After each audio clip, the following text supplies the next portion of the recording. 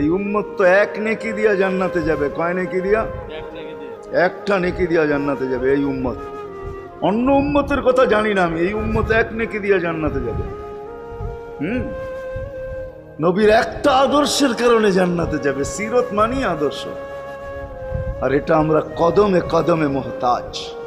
কেননা এই ছোট জীবনটা যদি গ্রহণযোগ্যতা পর্যন্ত পৌঁছাইতে হয় আল্লাহর কাছে, চাই নারী হই, চাই যুবক হই, চাই বৃদ্ধ হই, যেই মানুষই হই না কেন, যেখানেরই হই না কেন, যেই বাসারই হই না কেন, যেই বর্ণেরই হই না কেন, যেই পেশারই হই না কেন, যেই সোসাইটিরই হই না কেন, এই জীবনটাকে যদি গ্রহণযোগ্যতা পর্যন্ত পৌঁছাইতে হয় কার কাছে? দুনিয়া আলাদের কাছে না, মালিকের কাছে, যিনি এক ফোঁটা পানির থেকে অস্তিত্ব দিছেন, যার কাছে আবার আমাদেরকে ফিরা যেতে হবে। পালানোর কোনো সুযোগ নাই। এই জন্যই কোরআন আমাদেরকে বোঝায় আইনাল মাফার। আল্লাহ